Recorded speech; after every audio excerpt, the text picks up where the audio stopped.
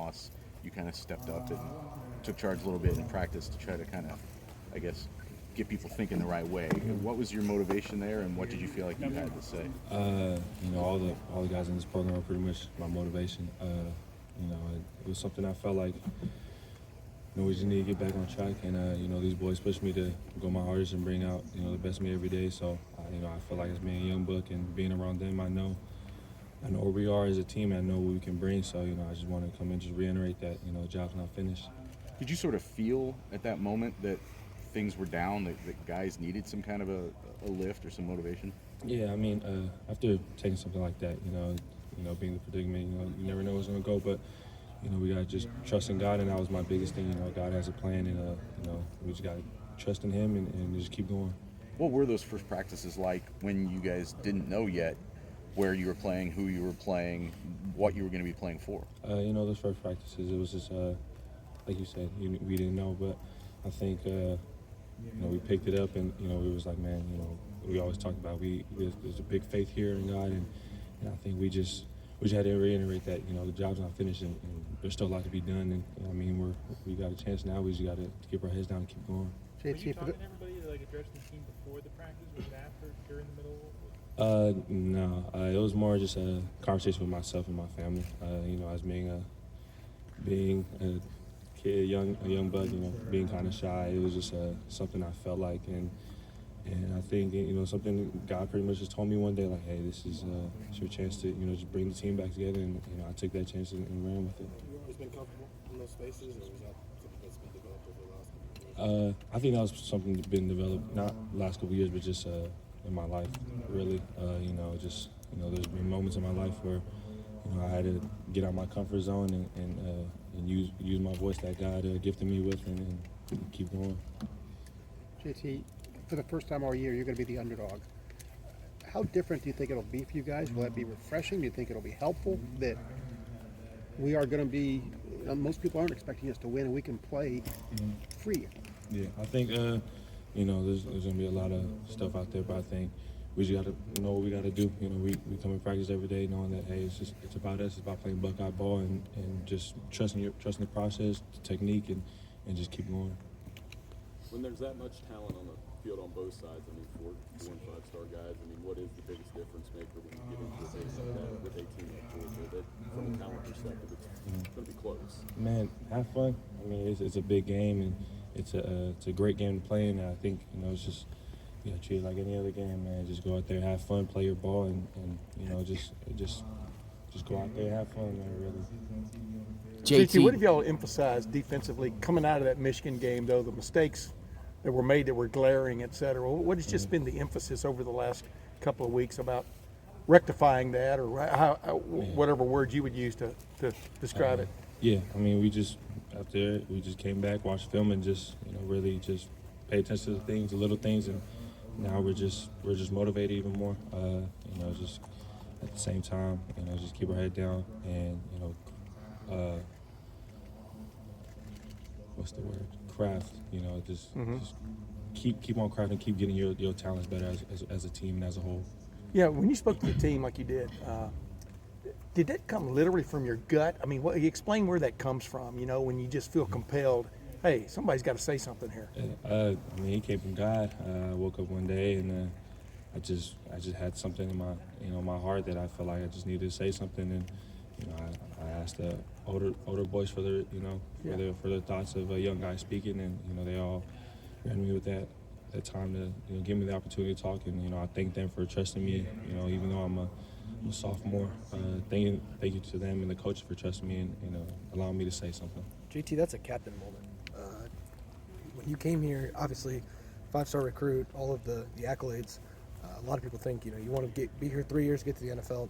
Did you always have trying to become a captain in mind, and do you feel like you're on your way there? Yeah, growing up, it was I wasn't very loud or talkative like that, but big props to my dad for always in my family really for always just letting me know, like, hey, you have a voice and it's powerful, and you guys got to keep using it. Like I said, God gifted me with a lot of talents, and you got to use it. JT Ryan said that he wants you guys to play loose and aggressive. Is there a different approach to practice, during the year, up and now? Yeah, I mean, I think it's always been the same. It's always comes down to us, and we got to keep perfecting our craft and keep getting better, and just having fun with each other. You never know what happens, but I'm gonna make sure that we always have fun, and we're always gonna just go out there and play Buckeye ball. JT, when you watch Georgia's offensive line, what stands out to you about them? Oh, Georgia's a great team overall. There's a reason they're in the top, they're number one, and there's a reason. They're a great team, and it's going to be a fun one.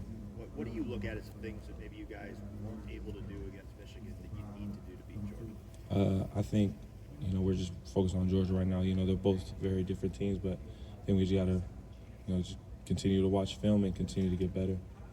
What are your impressions of Stetson Bennett? He's a great quarterback.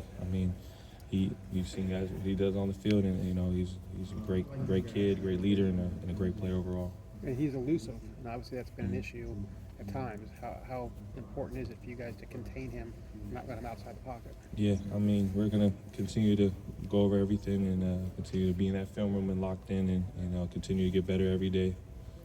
JT, out of Michigan, essentially the game comes down to 5 explosive plays that Michigan makes. How has that, obviously you're frustrated by it, but can you walk us through the lessons learned from that game about consistency and sometimes take risks and get burned and that sort of thing, but what about the way that Michigan won that game do you think will in some ways benefit you moving forward? Yeah, there's a lot of learning lessons from that game, but right now it's all on Georgia to know what we can fix and what we control, and just continue to get better and stay with each other, and get ready as a team for this game. Are these the kind of games that you envisioned yourself playing in when you came here to Ohio State? Yeah, I keep talking to my mom about it. I always dreamed about playing these games as a kid. Growing up watching these games and watching these big games, it's just been a dream come true, really. We're not there, but just thinking about it, it's always sat in front of TVs and told my parents, like, man, I envision myself playing in here. God willing, now I have the chance, but it's all God's work, just getting me here. How early in that week did you guys make that transition after the Michigan loss? How early in the week did you start to realize, like, well, there actually is still this outside chance? Like, did that help the mood at all around the team? For me, it was right after, and talking to my parents, I knew we had a chance, and all we had to do was just trust in God and just keep everybody motivated, keep everybody uplifted, and just trust in Him. Where were you watching the US? Did it as a team? I saw some tweets and those kind of things. Like, so where were you watching USC? Was it when they lost that you kind of thought, okay, we could get in? Was it something new? Yeah, it was. I knew we had a chance, but for me, I wasn't watching it praying on anybody's downfall. I was more watching it just, I love the game of football, and I was watching by myself. And once the clock hit 0, and we were all texting each other like, hey, we got a shot. We got to keep each other motivated. We got to keep pushing each other and stay together and stay as one. I apologize if you already answered this, but what was your message for the team in that moment? A little brief one. I told them a little Bible scripture. It's humans plan the course, but God plans makes the steps. And we never know what the outcome may be, but I know the man above always has a plan, and we may not know how that plan is going, but as long as we trust in Him and give Him all the glory and just keep going. And hey, look how it turned out, but it's all with Him, and it's all God's plan. This is your first time really as a Buckeye being an underdog. How does that change your mentality? How have you seen that change the team's mentality? Motivated. It's just for me. It's always fun being the underdog, and it creates a chip on your shoulder. But at the same time, we just gotta go out there, have fun, and play Buckeye ball. Is there a sense that you guys are playing a road game, if you will? You know what I'm saying? Athens is like a little over an hour away. This is almost a home game for them. Have you guys taken that kind of approach? Like, you might be up against it a little bit when playing in the Benz? It's part of the game, playing in. And that's the first thing I looked at is AAA Bowls in Atlanta. So, it's going to be fun. You know, it's going to be a great atmosphere, and then it's going to be one you always dreamed of playing. There's a popular belief that the